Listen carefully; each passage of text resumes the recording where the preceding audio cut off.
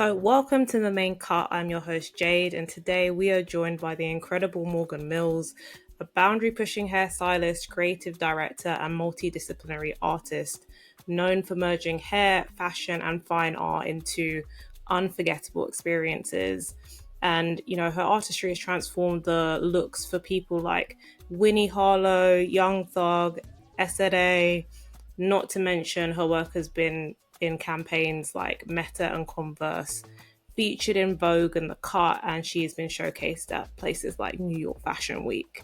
So, with a background in sculpture and passion for storytelling, Morgan doesn't just style, she sculpts, and it's power into every single look. So, today we will be talking to her about, her journey into the industry, how she got to where she is today, and tips for anybody else that's looking to follow in similar footsteps. So, Morgan, thank you and welcome to the show. Thank you for that amazing introductory. Like that was just like, you know, Thank you. We like to give people their flowers here. thank you so So no, we're really excited to have you because we know it's always really busy in, the industry that you're in. Stylists always have 100 things to do and a lot of people to look after. But yes. for those who aren't familiar with your work, can you tell us a bit about, your early days? How did you get into hair? How did you get to where you are now?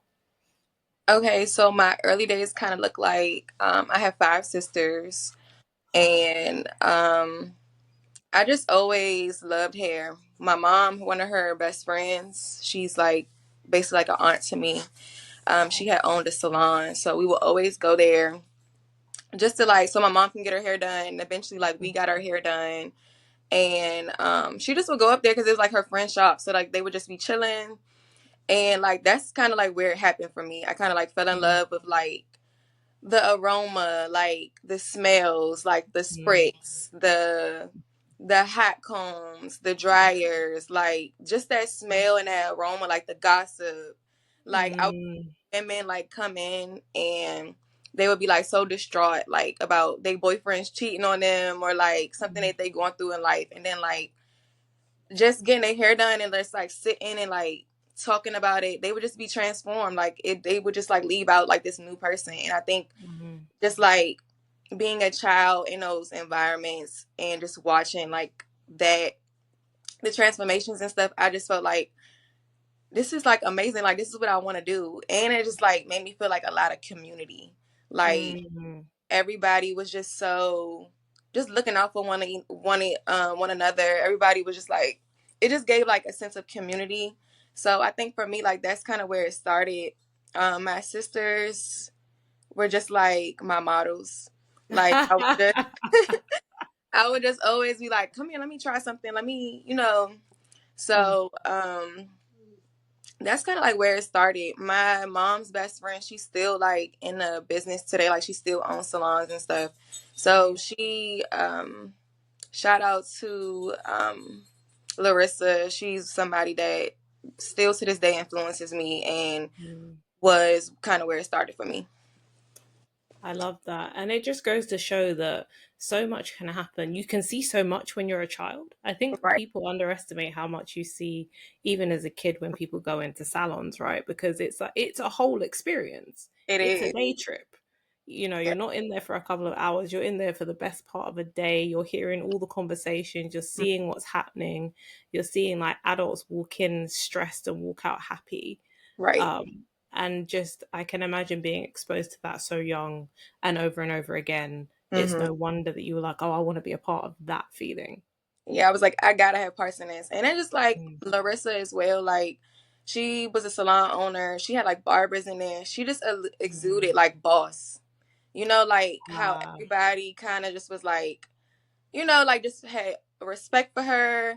It just was mm, like, I want to be like that. I'm gonna be a boss. Like, yeah. I gotta be a boss. We love that. We love those influences that people have on our lives. And I Yeah. mean, you mentioned that you did your sister's hair as well. And I Hmm. know, like in other interviews, you shared that you started styling Bratz dolls and Yeah. your sisters. And so, how did those early memories shape your aesthetic today? I was playing with Bratz dolls up until probably like my ninth grade in high school. Ah, Just because like I had two younger sisters, one and like three younger sisters. My older sister, she's 4 years older than me, but like, Mm. I was still very like a child in high school, like my ninth grade year in high school, and me and my sisters, we used to kind of like we would use like cassette tapes as like beds, and we would go get like washcloths and like use covers. Like we really did the whole thing. Like we would create little houses. We would pick a corner. We'd be like, this is my house, this is my house. We would Mm. literally have like garages. Like we really would like build up our little town. And like I always would have a hair salon. Like I always was like, okay, Mm. like this the hair salon, this where y'all gonna come. Just from like, what I learned as a kid. Mm. So they would literally bring the dolls there, and they'd be like, "Oh my God, we be in the hair salon all day." And I'm like, "Yeah, like you be in the hair salon every day, all day." But I would take like my mom's like the smallest flexi rods or like the smallest like little rollers I could find. Oh. And girl, I would literally like roll them dolls' hair with like mousse. And I would put them on the vent, like the vent that was blowing out like heat or AC at the time. I would put them on there to like dry. And I'd be like, and we would be like still playing. They'd be like, girl, you still at your doll still at the hair salon. We'd be like, yeah. Just like drying. And that's kind of like where it started. And then as I I got older and things like that, my mom would do our hair the same because me and my two younger Mm. sisters, we are a year apart. So Right. my mom would just like give us the same hairstyle. And I got older now, and I was like, I'm older because everybody like, oh my God, they're triplets, and I'm like, no, I'm older. I'm not a triplet. So I would like start to do my own hair, and then my sisters like would beg me like, can you please do our hair? And I would be like, yeah, I'll do your hair. So like I would just try stuff, and then it just became like tradition. Like I would just sit in the living Mm. room, and like every Sunday before school, I would be doing like all my sister's hair. We would literally start like 2 p.m. Mm. I would just be doing like my sisters and my cousins, and for like, and I would be their hairstyle that they wore like all week for school, and then like next Sunday we do it all over again. So Oh. that's just kind of like where it started for me, like just practice. And I just was like trying different things. I would see stuff in like magazines and be like, all right, I'm gonna try this, or like Mm. I'm gonna do this, or like we would see like Bratz have like certain styles, and my sister like, I want this like how she had this. So I would just like try it, and then it just would be like us bonding and just me like growing in my craft. Yeah, and I mean it's interesting because again, I think people underestimate how much that time just being with family and doing family's hair is that like that growing period for a lot of stylists. A lot of them come out of that and then at the end of it it's like, oh no, I want to do this for real. I want this to be like my business. It's not just me enjoying doing it for my family. I want this to be my full-time thing. Yeah, I was obsessed with it for. And my mom used to always be like, "Get out her hair, like stop touching her hair." My mom had friends; they had like weave. I'll be like, I'll go get my brush and just be like brushing. My mom be like, "Get out of their hair," and I'm just like, But I mean, it paid off. It's paid off. You know, yeah, you've grown from doing your family's hair to sweeping and assisting to celebrity hairstyling. yeah. So, what was the turning point that really shifted the trajectory of your career? So I have a younger sister. She is like I would say like an influencer, like Okay. and she would get invited to all of these different events like during fashion week. So and a lot of times because she was like an influencer, she wasn't like a huge household name, she would kind of like get invited as like someone's plus one as well. So, Right. I would just go to Fashion Week every year. Like, I didn't care if I was booked for anything. I would just go just to be like in the mix. Like, I'm just like, I want to be around. Cause like with hair, I've always been like a fashion girly. Mm. I've always like been obsessed with fashion, but like hair just was kind of just like the cherry on the top. But I would just go to Fashion Week anyway. I didn't care if I wasn't invited to parties. I would like sneak in parties. I would just be like in the mix. And one year I was actually like getting booked for things because I was doing like my sister, and she was like she's this influencer, and like she was getting noticed by like her hair and things like that. So I was actually this year I actually got booked for a few things. I was I did an artist, Louise Chantel. I did her hair for like a runway show. She's a Oh, singer. okay. And then like that same few days later, I worked with my friend Brianna. She's like the owner of Matte Brand. I did like I did hair for her Siren drop, which was a long time ago. But I was like, Okay. okay, I'm getting booked for some stuff. Like, okay. And then I remember my sister got invited to like Fendi. Like, and I was just like, dang, I wish I could go. Like, I kind of like my heart was like kind of crushed because I was like, my sister called me, she was so excited, and I was excited Mm, for her, but I just was like, dang, like I'm out here working, and like I want to be invited to something, like so. I literally was in my Uber, and I had a lot of friends, and I have a lot of friends in the industry, and I mm, was like in my Uber because at the time we would like stay with my cousin. She lived in the Bronx, and I was like in my Uber going back to the Bronx. I had like finished work for that day. mm, And I was just like, dang, I want to do like I was just thinking about like what I wanted to do with my career, and like I'm like grateful for like the opportunities that I'm getting now, but like I just want to take it to a whole nother level. I just was mm. like, just like dreaming. And then I get this phone call, and my friend, he's at the time he was like I want to say Alexander Wang, like an assistant for them. Right. And he was just like, yeah, I'm at Wingfest, and I met this girl, and like she needs a hairstylist for tomorrow. Are you available? So I'm like, yeah, I'm available. And I'm like, what is it? Like, what am I doing? And he was just like, well, I don't know, girl. Like, I'm gonna just put y'all on a text. Like, I don't know. So then, like, I'm just like, okay, cool, like whatever. So I'm on a text, like when I just get a text, and I'm on a text there with like 20 different people. And I'm just like, what Oh, is going on? So it's like production. And everybody just kind of like introducing me, like, oh, hey, this is Morgan. She's going to be this for. So I'm just like, I still don't know who I'm doing, like what I'm doing. I'm just like, okay, like I'm so grateful, like whatever it is. So then, I get another call from a lady, and she was just like, hey, yeah, are you, we just put you on the text there. You're sure you're going to be able to make it, right? 8 a.m. call time. So I'm like, yeah, I'm going to be able to make it. So mm, I'm like, what am I doing? I just want to be prepared on my end, make sure I have the right products, X, Y, and Z. mm. So they were like, oh, it's gonna be locked. So I'm like, oh, okay. So like I never when you go to fashion week, you think like wigs, hair, curling irons, you don't think like a locks. Yeah. So I was just like, okay, that's in my head, I'm just like, that's no problem. I'm just gonna have to get up and figure it out before the call time. I'm just like, that's no problem. So I'm just like, okay. So then I'm like, I'm sorry, excuse me, like who am I doing? And then she was like, Young Thug. So I was just like, wow, okay. So I'm just like so excited. This is like my first time ever doing like a male. Before like Louise Chantel, I Mm, worked with SZA, and I like was making wigs and constructing wigs and things for her. So I'm like, wow, this is my first like male guy. And like crazy thing about it is like in high school I used to always be like, oh, I'm gonna do all the rappers. Like I'm gonna do all the rappers. I used to literally speak it. uh, And so the next day I literally woke up like early, like crack of dawn early, and I was just like, my cousin was just like, oh, it's this beauty supply in Harlem that opened up like 7 a.m. So like you gotta get there. And so I was like, and I was like so bad with like, I'm still bad with New York trains. So I just like, girl, I'm just going Uber everywhere because I just can't.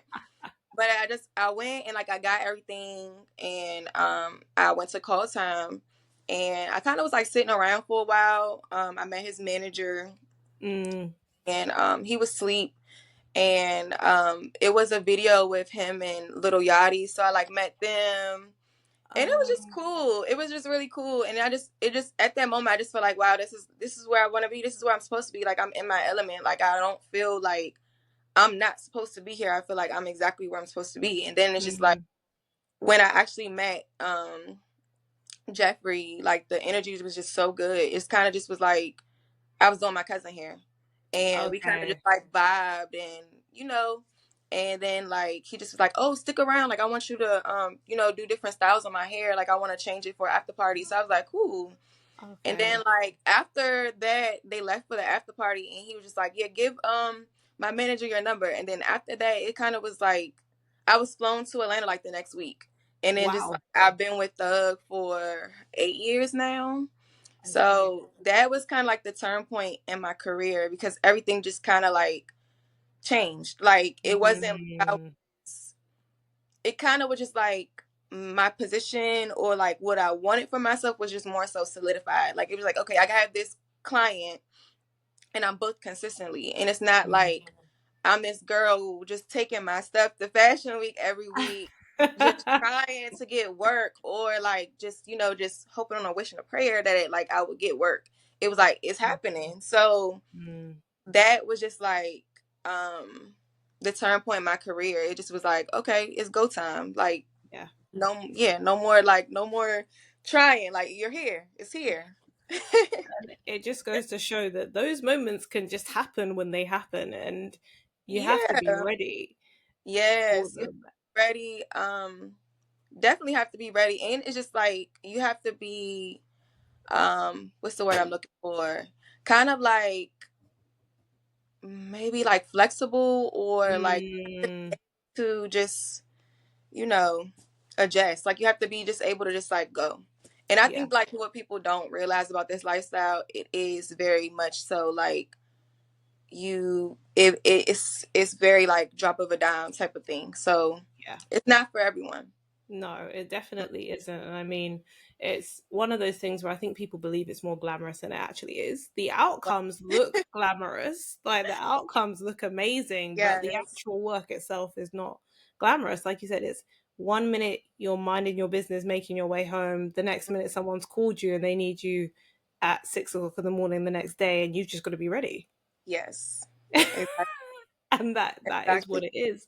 But I mean, you had such an amazing experience with him, and Mhm. you've done so much more work with him over the years since, including those like iconic pink locks, and they became like really well known and kind of a signature look. So Yeah. what has the creative chemistry been like between the two of you in terms of what he's wanted and what you've given? So with some clients, you get creative control, and with some you don't. Mm, So and it also depends like the projects as well. yeah. So you have clients that are like they're so stern in their style and what they like for themselves that they kind of don't want to go outside the box. And then you have clients that like Mm, depending on like what they're doing, they're like, oh, let's do something crazy, let's do something different. yeah. So the pink locks, what inspired the pink locks is that I actually got a call from one of Jeffrey's managers, and he was like, "We're coming out with this album. Everything is going to be like punk, like pink and punk Oh, and whatever case may be." It didn't. Punk is actually the name of the album, but it didn't have a name at the time. So I'm just like, okay. okay, cool. So he gave me like this idea, and of course like as a stylist you go and do your research, you like see if it's done before, and then like you just pay attention to like your clients like skin tone and like what colors Mm, look good, so you start to like formulating things and trying different things or whatever the case may be. So that's kind of like where I was in the early stages of the process before we actually did it. mm-hmm, um, I did like visit him a couple of times, and I'm like, "Oh, I heard you wanted to go pink. Like, what's up?" So he was like, mm, "Yeah, like we doing it, we doing it." And I'm like, "Yeah, we doing it." I'm just going like, I'm formulating some things. I just want to make sure it's like the proper tone, things like that. So, of course, I did my research. I haven't seen a rapper or anybody do pink locks. Like maybe like like the colorful locks and stuff like that, but I never seen it yeah. to that extent. So I'm just like, this is gonna be like iconic. This is gonna be different. Like we never seen like a rapper do it like that. So I just wanted to do it right. So that's Mm, how I got down to the drawing board, and I was like doing my different formulations and things like that. And then I came up with a formula that I was like in love with, and then I showed it to his manager, and he liked it. So it okay. was like cool. Thug is like very easygoing. He's kind of like he wants like he has an idea, and then like he's like, this is what I want, make it happen. So so, and then like he might have like he's not gonna have like a say like beforehand. Like maybe if you do it and like he's like, I kind of want a little bit more of this. Like he's like Mm, that. So, very easy to work with, which is a blessing. And mm, so when we did the color, the process of us doing the color, it just was like he hates to sit and get his hair done. And then like everybody knows color is kind of like a drawn out thing. And then we're going like super bright. So yeah, that was kind of like the process. It was like me fighting him on getting his hair done, and then like him like in love with the result after the facts. Okay. I mean, So it that's sounds like he's a dream client in terms of he gives yeah, you the control. He's more like, here's the instruction, do what you got to do, you know, yes, and that makes your life as a stylist much easier. yeah, And I definitely easy.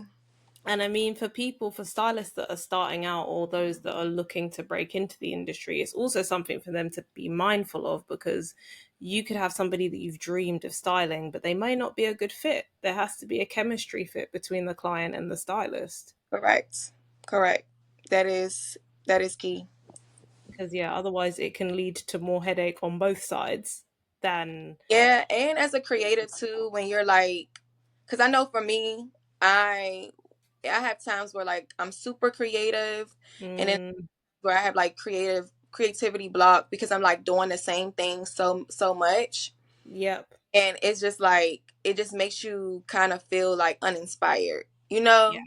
So it is important to be able to have some type of creativity when you're working, but especially in what we do. Yeah, 100%. I mean, styling is a creative process, and it's also one where you get to decide, what you bring into your process as well. And I mean, you've voiced a really deep appreciation for Black beauty. And Mhm. yeah, so how do you weave that kind of like representation and empowerment into your work and the products that you choose to use?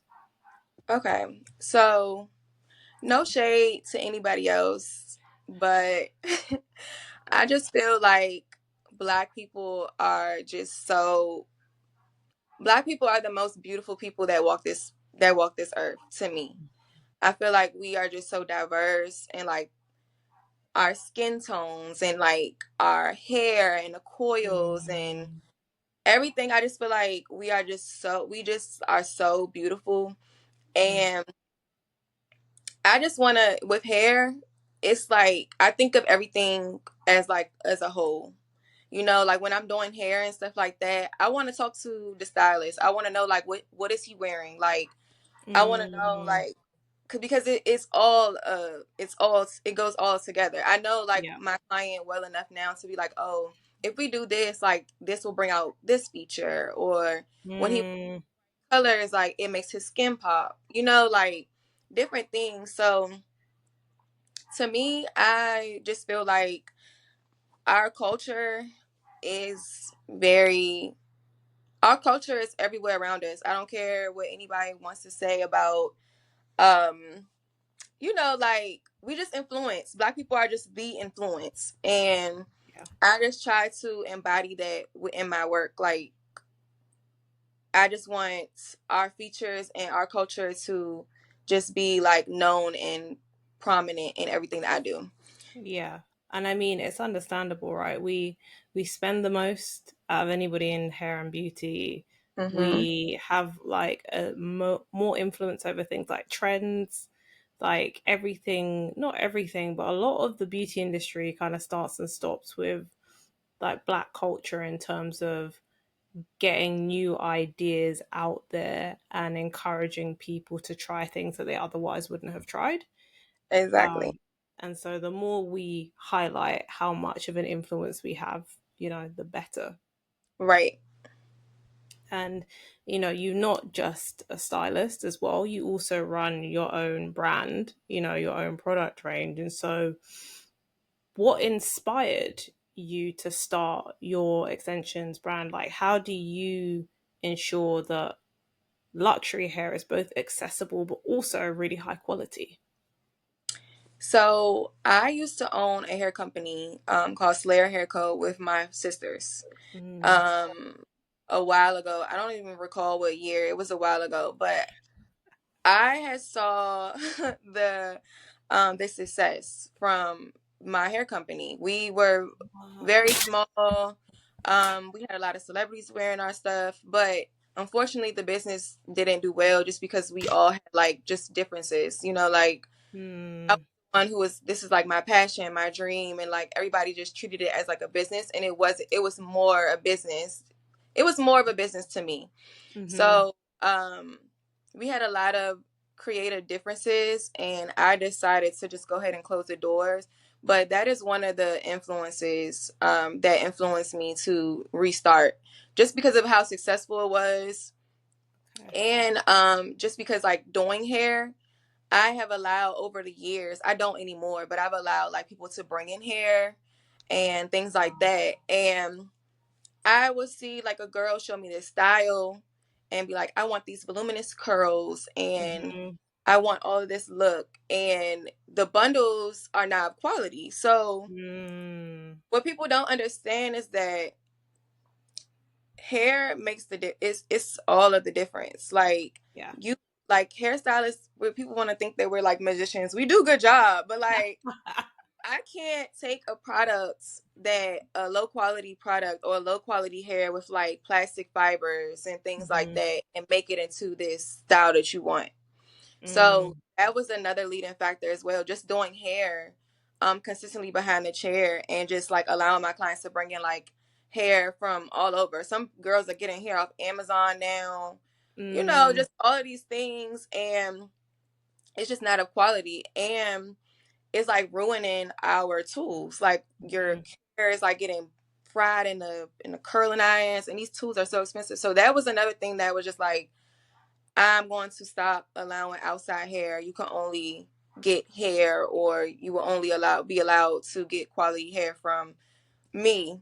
Um, so with that, the vendor that I had spent years of trying to find like different vendors when I had started my hair company beforehand. Right. So I still to this day use one of my vendors that I had when I had Slayer. So that's kind of how it kind of started for me. It was just like I went into business and it did really well, but unfortunately it kind of went downhill due to other things. And just seeing like girls spending all this money on bad quality hair that you cannot reuse, Mm. hair that is just not of quality, and just not being able to get those looks and styles that they want. So Yeah. that's kind of what influenced me to just want to go in and just actually just sell it and Mm. provide like a quality type of hair for women. And I mean, it's not just like you provide them with the right hair for one, and that means that you as a stylist have the tools that you need, like you said, to create the style. But what it Right. also does is it gives you another stream of income. It allows you as a stylist to make more money, give your customers a better experience, but then Hmm. you kind of own more of that process, right? Right. Because also this part of the product production isn't always in our hands. Like as people Right. know, people who will use different types of extension hair will know it's not usually in our hands. So it's really nice to see stylists opening that door up and actually creating that extra revenue stream in a way that we know, okay, the money is actually, we're putting more of the money into our community because we're buying the hair Correct. directly from the stylist. Correct. Correct. You know, Hmm. and I love seeing that because for me, it's just like, oh, I want to see more of the stylists and more of the people that spend so much to also earn more from the black hair industry because there's more than enough money in it for everybody. Right. Right. And I just look at hairstyling too. Like, you wouldn't go to a doctor and tell a doctor, or bring like, this is what I'm using. Mm, Know what I'm saying? Like, I look at it like that. Like, as a hairstylist, we're supposed to basically like give you the regimen, tell you like what this is what you need. This is what you should be doing, versus like you coming in and bringing me something like, this is what I'm doing. Like, no. yeah, Mm-mm. we don't want that. And I mean, you kind of just touched on the next point that leads to my next question. But you emphasize hair routines and a healthy scalp. Like that's kind of top priority for a stylist because Yeah. that's the foundation of having really strong hair. So, what are the kind of like top habits Hmm. or products that you think clients really should embrace? So I would recommend everybody, clients, to get a good hair care stylist. Like, unfortunately, I know we're in a world where these girls are kind of like not, they're not caring about your natural hair. They're kind Mm, of like specialty stylists. I see a lot of that now, like a lot of specialty stylists that are just doing like one thing. And I like that idea as well, but I just feel like we have the stylists that aren't shampooing that, you know, mm, I just want us to get back to the basics because it's very important, and you can't just do a beautiful style on a woman or a client and then not care for their hair underneath. Like, it just doesn't, mm, it's kind of like moving backwards in a sense. But mm, um I just feel like everybody, if you're not going to a stylist, you should definitely have a clarifying shampoo in your regimen. That is like tippy top. Like, tippy top. I swear by, and it's so crazy because I recently dog like dipped and dabbed into Sacred um Oh. hairline, and I'm not this is not an ad or anything, but I actually love the regimen, and I feel like it just kind of embodies like the basics and like what we've always been Mm, doing for so long. And the system, it just works, like it's mhm, just a system that just don't, if it's not broken, don't fix it. It just works. So the clarifying shampoo is always like my holy grail. It's my number one. It's what I go to first. mhm, Clarifying shampoo, it basically removes like all the buildup, the products, the dirt, the mhm, residue, anything that you may have in your hair. And depending on how like dirty your hair is, you need to clarify at least maybe like 2 to 3 times, get it all out. mm, You have to replenish moisture because once you're stripping all of that dirt and stuff out of your hair, you have to go back in with a moisture shampoo.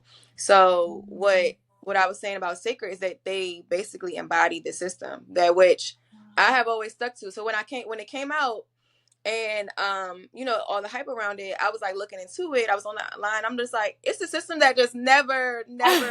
This is the system. This is what it's supposed to be. So clarifying, replenish your hair with moisture, a moisturizing shampoo, and then of course like a moisturizing conditioner or whatever case may be. And I live by trimming treatments. All of my clients that have been to me for years, Mhm. um, I will recommend getting like a trim and a treatment every 6 to 8 weeks. Right.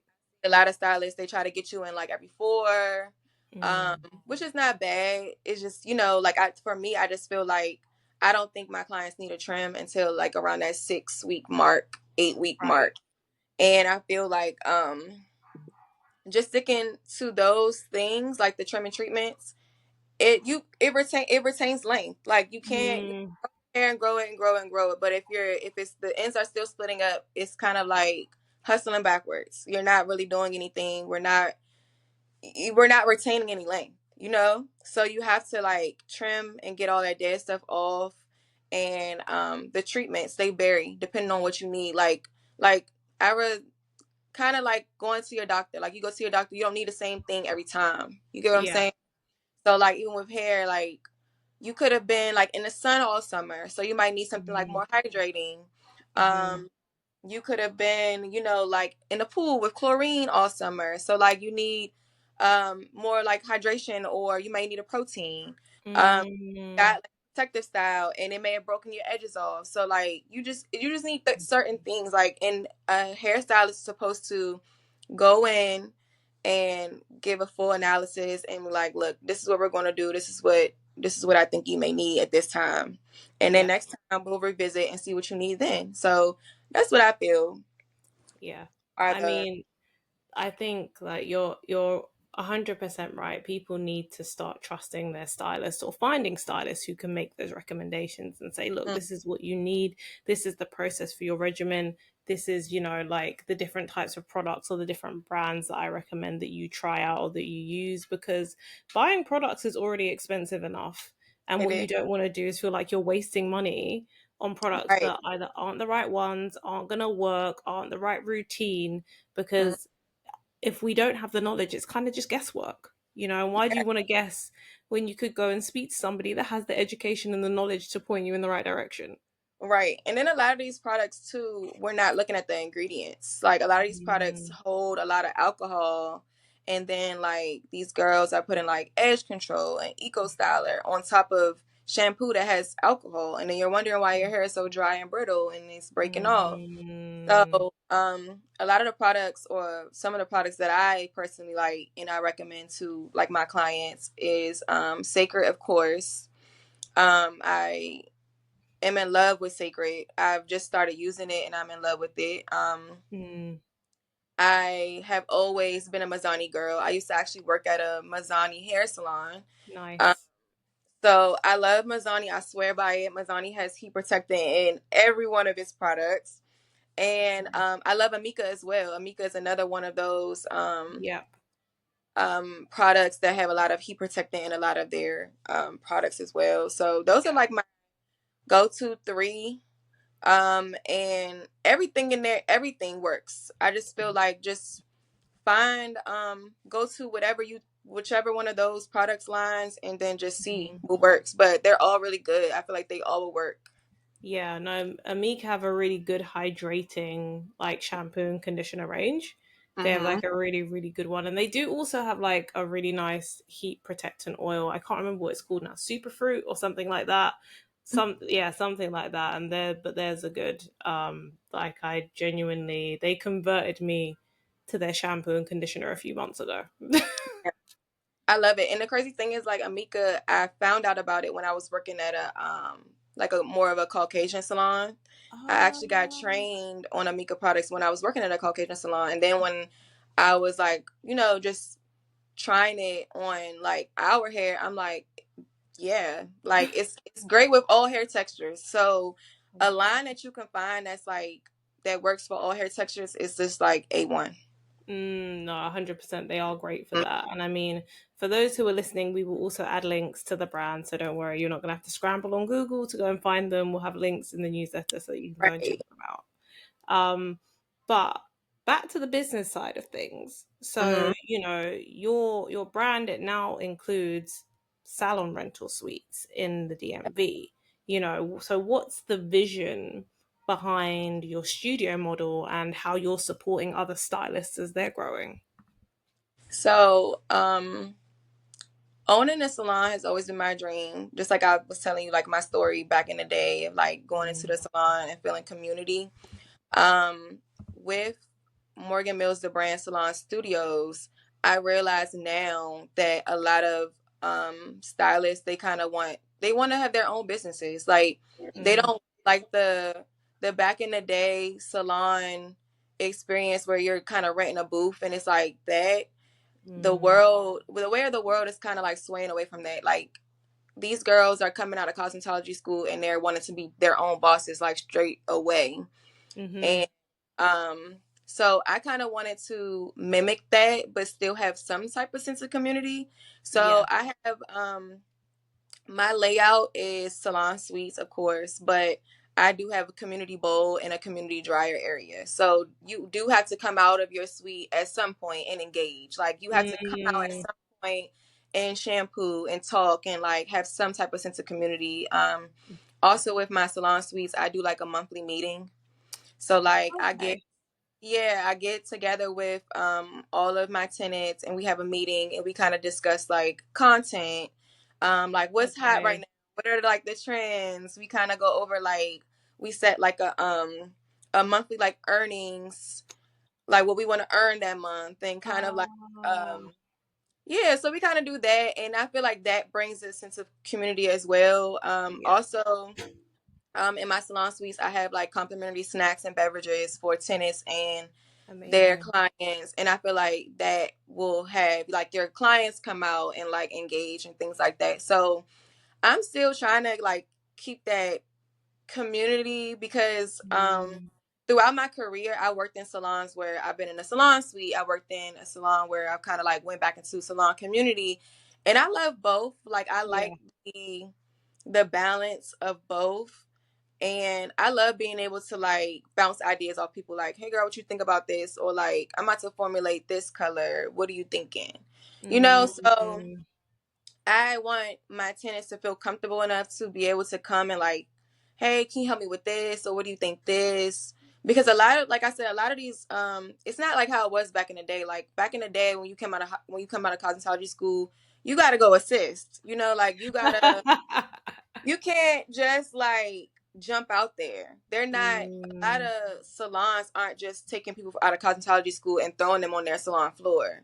You yeah. know, that's just not the way of the world, or, that's not how it used to be. So, I assisted for 5 years, and I am just like, I love the fact that I could always go to like a stylist and be like, hey, I'm having an issue with this, or just, so I just want to Mm, be that person for these young girls or guys that are like coming out of cosmetology school and going into these suites and kind of don't have guidance, because yeah.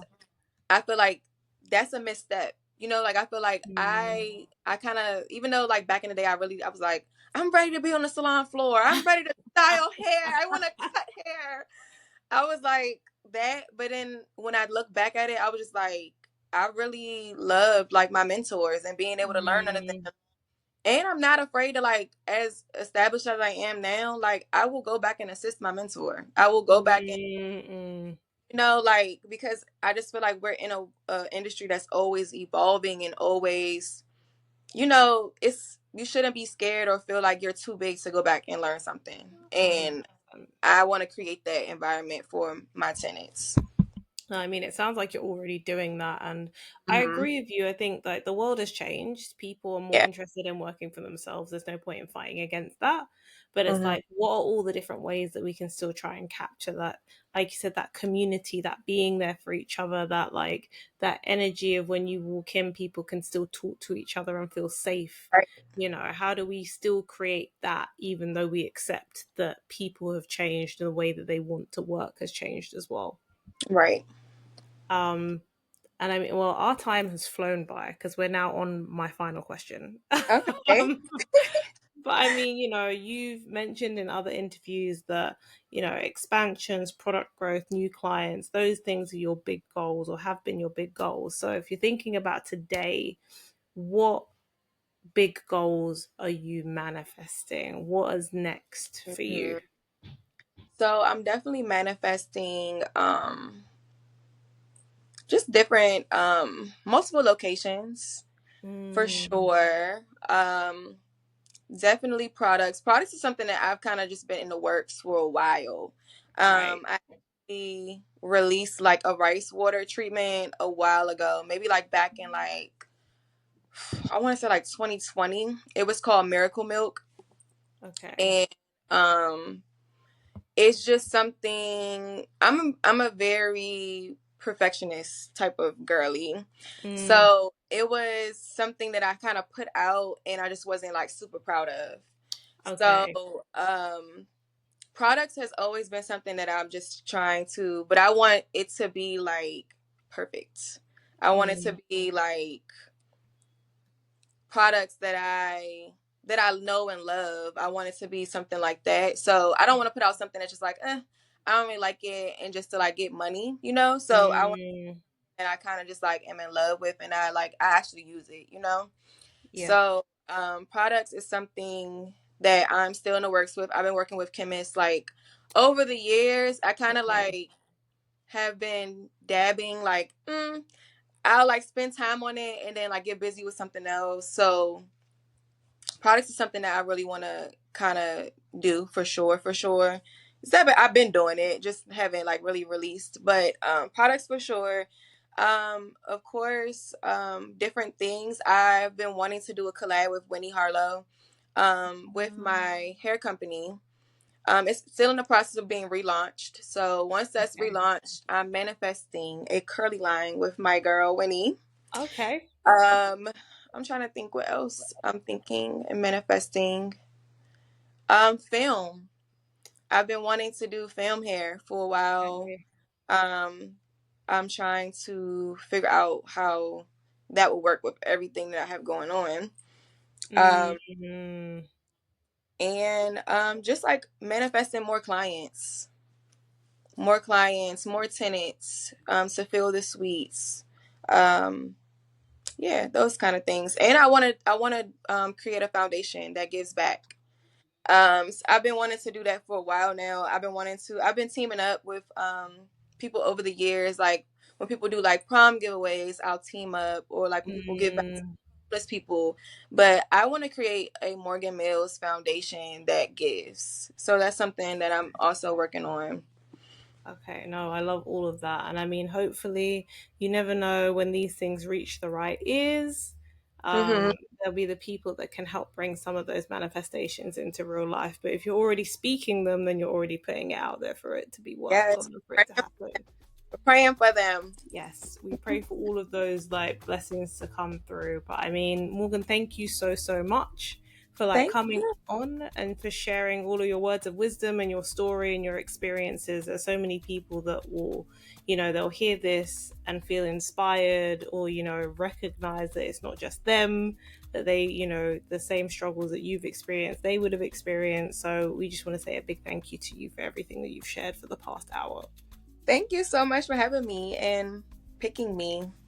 I'm No, appreciated and honored. honestly, like we're always honored to have amazing people on here. And I mean, not just you, but a huge thank you to everybody who is listening. So, Hmm. for the people that are listening that have listened all the way through, or caught some of it part way through, or have shared it with a friend, we are very, very grateful to you, because without you, we don't have a community to share all of these incredible stories with. So, a big thank you to everybody that listens. Like, share, send it to somebody else if you feel inspired by this conversation.